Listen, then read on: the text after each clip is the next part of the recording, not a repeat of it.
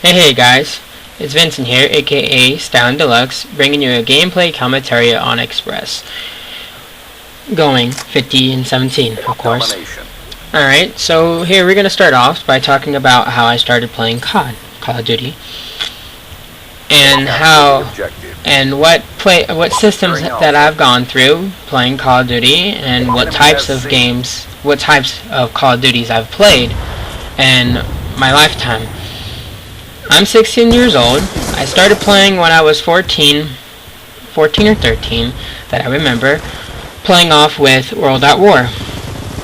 It was an alright game type,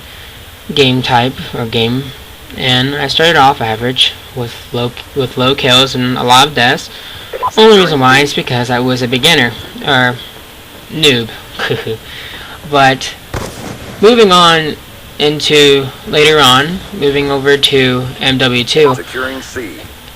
In MW2, I played on the PlayStation 3 just for a little while, until I figured out that Xbox 360 had an online thing too. So I moved to Xbox 360, or Xbox Live, and started playing MW2 on Xbox 360 or Xbox Live. I was alright, I was average, like on World at War. I got used to playing. I knew where the buttons were, but I was very slow.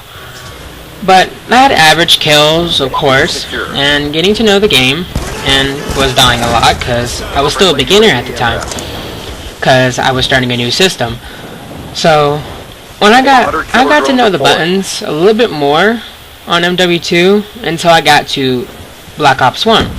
Black Ops 1 was a pretty good game. To me, it was very easy in a way, but it was really a difficult and a challenge, of course, because at that time I knew what I was doing because I've been playing on Xbox for a while, but still wasn't that fast. So when I was playing it, I had good average kills, around 15 to 20, just because I was still a beginner. And on Call of Duty Black Ops 1, I got to know the spawns, got to know where everything was at, and yeah. So some game types that I've played, I went 22 and 0, 24 and 0, which is not so big to some people, but to me, and how I was at that point in time, was really good because I didn't die, and I thought that was like the best thing in the world. So I moved on to MW3. At that time, I didn't know what pre-ordering was. So what I did was got it on the second day it came out, because I didn't know what pre-ordering was, of course. So when I got it, I brought it home, of course, like everybody else, and beat the campaign on the first day. Unlike other people, they would go straight to multiplayer because they want to be high on scoreboards, of course. And then some people, like me, want to beat the campaign because they've been all the other campaigns before they went on multiplayer. But then going on, sorry, my first commentary or talking to people on here. I hope you do enjoy liking this. But getting back to the subject, going on, I was getting a little bit better at playing Call of Duty on Black Ops 1 and getting to know what to do and everything else. But then it came round to a point, I had MW3, and I was really good, but not so good. I was still on the slow side, getting to know how to move quicker and jumping, and getting to know the sensitivity, and yeah, so when we arrived around the end of MW3, when Black Ops 2 was about to come out, I got to a point where I was doing very good, reaching really good high scores and high kills and dying less. The gun that I basically used was the MP7, my bad, and the M4A1. I know the MP7 was the gun to use, but I liked it. I used it and everything else, and that's what helped me out to get those big kills. So I used it. So what I did was I was getting good games around 40s and the 50s every game, and it was just killing everybody, and everybody was getting mad, of course, when when you're doing good and they die a lot. Something like what was happening to me at War in MW2 when I was beginning. I was getting to the point when I was getting a whole lot better. Here, ending the round 84-79 winning. So what I liked about me improving was how my speed was improving and how my accuracy and my aiming was. And so I was pleased with that. So we move on, and then again, this time I knew what pre-ordering was, so I pre-ordered Black Ops 2 in advance from May. So I waited until November. So I got that game on the first night it came out, and I beat it.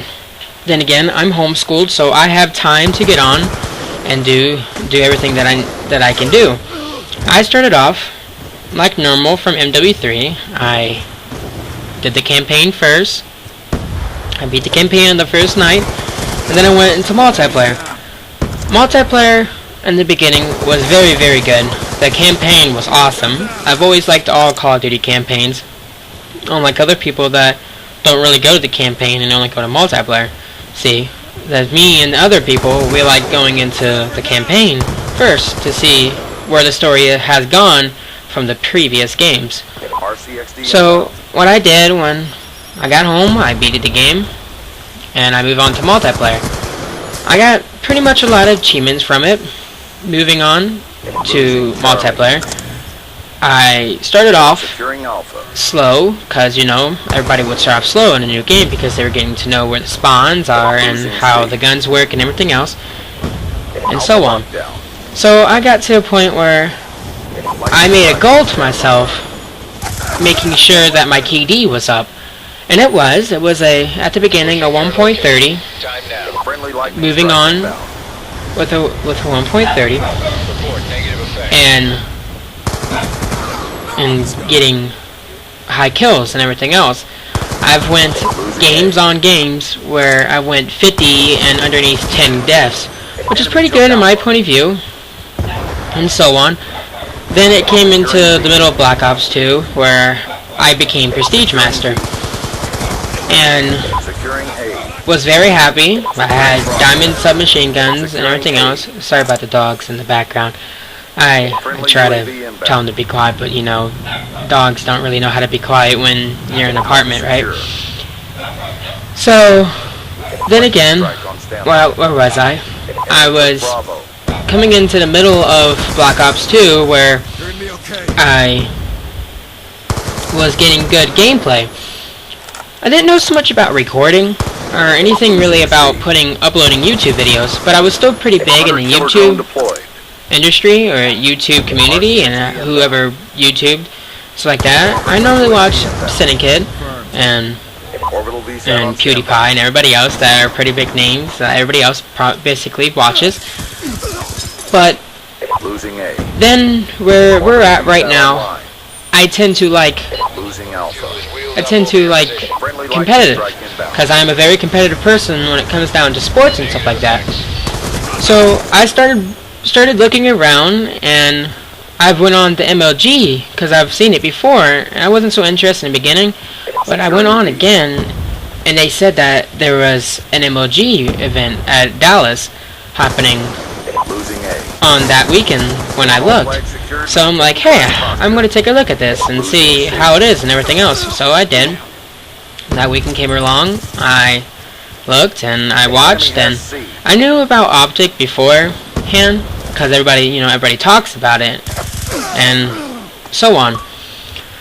So I watched it and I fell in love in the competitive gaming. I really liked it. I liked how everything worked out and how you have to talk to communicate with your teammates to win in hardpoint and capture the flag and search and destroy. And what got me really motivated was the event and other things too. The other thing was Nadeshot.